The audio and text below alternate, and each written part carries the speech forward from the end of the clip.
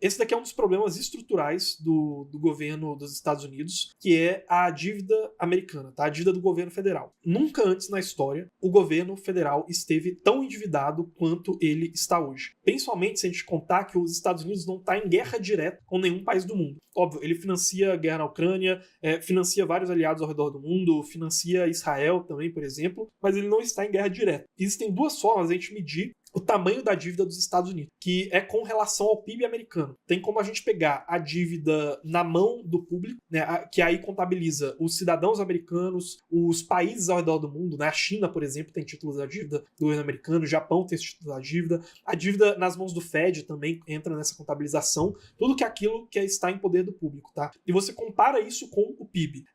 E a outra maneira da gente contabilizar a dívida é você pegar a dívida que está nas mãos do público, mas também a dívida que está nas mãos do governo e comparar isso com o PIB. Essa dívida intragovernamental que a gente fala é principalmente dívida que está nas mãos de fundos de pensão, de aposentadoria do governo americano. Então, contabilmente, isso dá zero, né? Porque o Tesouro, ele deve esse título da dívida e um fundo de pensão dos bombeiros, de sei lá o quê, tem esse ativo, né? Então, contabilmente, ele acaba zerando, mas em algum momento o tal do bombeiro do fundo de pensão vai ter que receber, né? Então você pode contabilizar também. Se a gente pega somente a dívida em posse do público e compara ela com o PIB americano, a gente está com 99% de dívida em relação a PIB. Isso nunca aconteceu desde a Segunda Guerra Mundial, tá?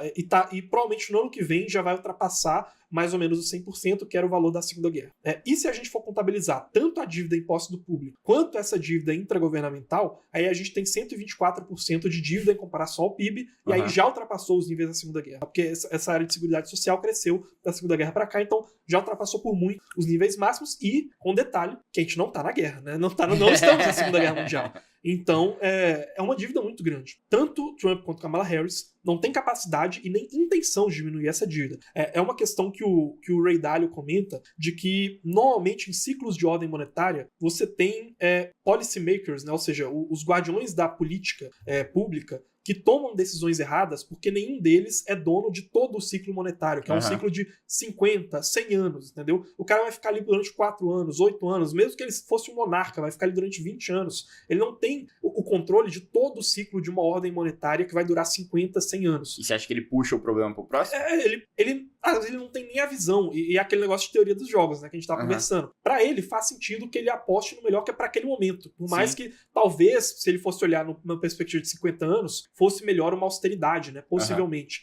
Por mais que isso também seja debatível. Então, existem estimativas que foram feitas, acho que é o Council for a Responsible Federal Budget, né? Enfim, é uma instituição do Congresso americano, apartidária, que faz estimativas de crescimento de gasto do governo americano. Tanto no caso do Trump quanto no caso da Kamala Harris, eles preveem um crescimento da dívida acima do que seria um crescimento natural com as políticas públicas que existem hoje. Tá? Então, com as políticas públicas que existem hoje, se eu não me engano, em 2035 a gente estaria com 128% de endividamento com relação ao PIB. No caso da Kamala Harris ou no caso do Trump, cenário base, qualquer um dos dois vai ser acima disso, por mais que isso possa variar. O Trump tende a ser um endividamento ainda maior do que o da Kamala Harris, mas nos dois casos cresce o endividamento. Kamala Harris principalmente por aumento de gastos e Trump principalmente por corte de receitas, corte de impostos. Por mais que a Kamala Harris também queira cortar impostos para alguns grupos vulneráveis, o Trump também quer aumentar gastos, por exemplo, em defesa de fronteiras,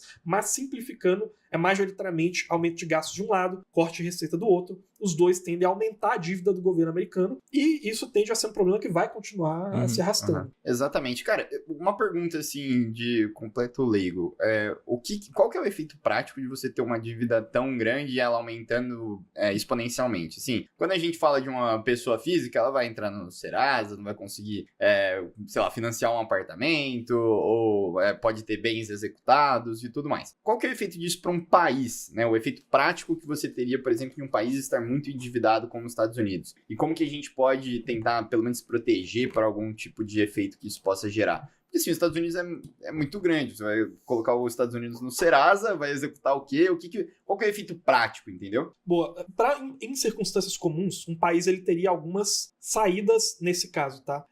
São 4 saídas principais, tá? Então, ele poderia adotar austeridade, então ele vai diminuir os gastos dele e vai pagar essa dívida. Ele pode monetizar essa dívida, então ele vai imprimir dinheiro e vai pagar essa dívida. Ele pode aumentar impostos, né? Então ele vai tirar dinheiro de quem tem e vai pagar essa dívida, ou ele pode dar um calote na dívida e não pagar, tá? Então essas aí são as formas principais que a gente tem quando um país ele tá com essa situação de dívida muito grande, né? E chega em um ponto de não retorno, né? Digamos assim, né? Insustentável. Agora, no caso dos Estados Unidos, a gente tem uma análise mais interessante, porque os Estados Unidos ele não é um país comum, ele é a potência hegemônica hoje, né, que tem sua hegemonia ameaçada, já passou do seu auge, que deve ter sido ali nos anos 90, anos 2000, né, entre a queda da União Soviética e a crise de 2008, principalmente ali auge do Império Americano. Então ele é uma potência hegemônica e ele é o dono do dólar, que é a moeda de reserva global, e que é o lastro da confiança dessa dívida, é a confiança no dólar, porque a dívida é paga em dólares, né, inclusive, na maioria das vezes, com juros pré-fixados, né, então você não vai ter uma correção daquilo em relação à inflação, né?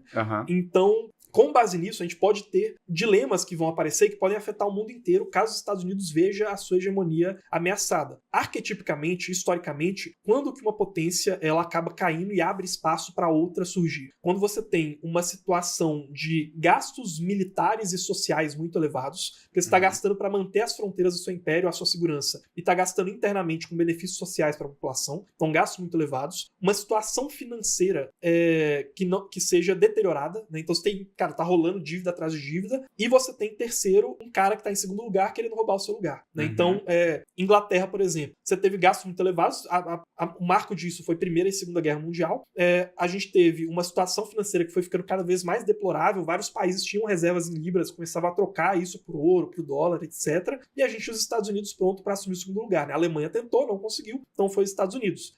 Quando teve a abolição do lastro do ouro, exatamente a mesma coisa. A gente teve gastos militares e sociais muito elevados. Os Estados Unidos estavam gastando muito, aí principalmente com a guerra no Vietnã. Também já tinha um início de gasto ali com a corrida espacial, e internamente tinham vários benefícios sociais crescendo, então gastos muito elevados. Situação financeira deteriorada, já não tinha mais ouro para pagar por tudo aquilo, todas as dívidas que tinham sido emitidas, e a gente tinha um segundo lugar que estava tentando assumir, que era a União Soviética. Naquele momento, ele se quebrou uma ordem monetária, se iniciou um novo ciclo desses de décadas, né? Uma nova ordem monetária foi criada, por conta dessa quebra, mas a União Soviética, que era o segundo lugar naquele momento, não conseguiu assumir essa posição. Nesse momento, o que a gente vê? Gastos muito elevados, tanto os principais gastos são de segurança social e saúde dentro dos Estados Unidos, com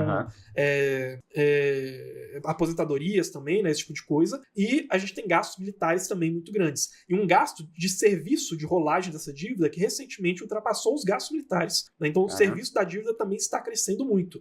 Diz o custo da dívida, ali, os juros. Exatamente, os juros que são cobrados. Então a situação financeira está se deteriorando, porque existiram momentos em que essa dívida era mais estável, agora não, ela tende ao crescimento, que é algo relativamente inédito, é algo que vem assim dos anos 2000 para cá, então não é tão recente, porque na década de 90, no governo do Bill Clinton, a gente teve um leve momento em que essa dívida começou a ser paga. Isso se inverteu quando a gente teve, em 2003, com Bush, a guerra ao terror, então a invasão do Iraque, e depois, crise de 2008, se deteriorou mais ainda, e veio pandemia e se deteriorou mais ainda, e a gente está nesse caminho que, se continuar tudo como tá, a tendência é continuar se deteriorando.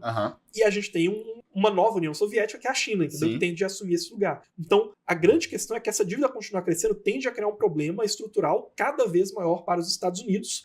Obviamente, um cenário em que não aconteça um colapso na China igual foi na União Soviética, né? Mas a China ela é muito mais forte do que era a União Soviética naquele momento. E qual que é o grande dilema? É que existem verticais diferentes de hegemonia que um país pode ter. E nesse momento, você pode escolher austeridade e diminuir a sua dívida. Ou você pode escolher mais investimento e aumentar a sua dívida. Só que existem campos diferentes onde você vai ser hegemônico, e esses seus caminhos, nem austeridade, nem investimento vão te garantir ganhar todos esses campos. Então, quais são esses campos de hegemonia? A gente tem um campo de hegemonia industrial e comercial, que já é dominado pela China, e um campo de hegemonia monetário e financeiro, que ainda é dominado pelos Estados Unidos. Que você diz, tipo, os países terem suas reservas em dólar, por exemplo. Exato, tem suas reservas em dólar, o centro financeiro do mundo é os Estados Unidos.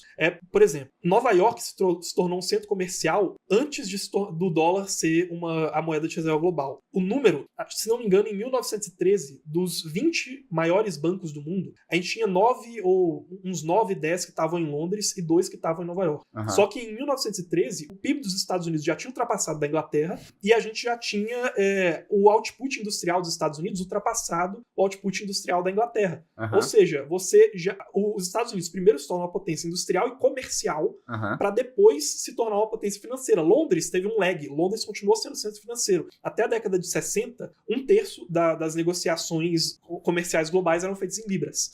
Então, você tem esse lag. Primeiro você perde o posto comercial, e faz até sentido, eu vou comercializar com você, eu vou precisar da sua moeda, depois você perde o posto monetário e financeiro.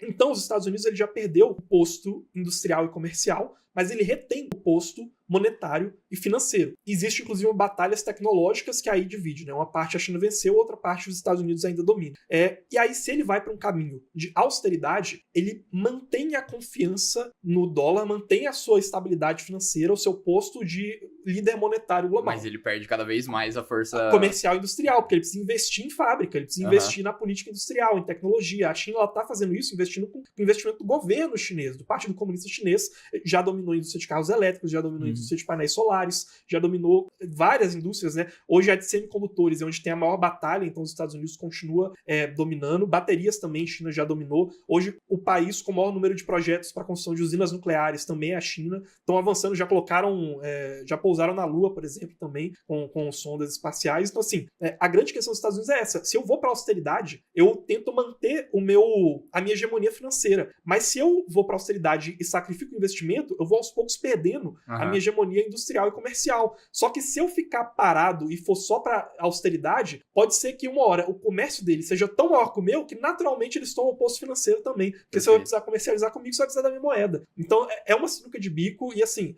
raramente na história você tem um país que fica sendo hegemônico por séculos, entendeu? Então assim, a tendência é que a hegemonia dos Estados Unidos, o auge, já tenha ficado para trás. A grande questão é, será que a China vai substituir eles ou não? Quanto tempo que pode demorar? Porque a União Soviética, em certo momento, tentou, não conseguiu. O Japão, na década de 80, estava crescendo mais que os Estados Unidos, tinha gente que achava que ia superar, também não superou. Teve a bolha, né? A crise japonesa, que foi inclusive imobiliária, né? Por exemplo, a China hoje vive uma crise imobiliária. Então assim, a grande questão é, será que a China vai falhar igual a União Soviética e Japão? Ou então, quanto tempo vai demorar até esse declínio dos Estados Unidos continuar? Será que ele vai ficar muito longe do auge, né? Ou então ele vai chegar num fundo muito profundo? Então assim, todas as questões acabam ficando em debate. Mas assim, essa questão da dívida americana vai pautar a geopolítica, a economia global, a história global ao longo das próximas décadas. Então eu preciso começar a aprender chinês, é isso? Baixar o Duolingo. O chat GPT tá aí, né? Agora já traduz. Ou comprar Bitcoin. Exatamente. Cara, muito legal. Puta aula, né? Uma verdadeira aula do Carlos aqui, né? O Rodrigo Oliveira tá falando aqui. Cara, muito maneiro. Pessoal, foi um prazerzaço estar com vocês nessa análise que vocês acabaram de investir e a gente pode estar mais próximo ainda.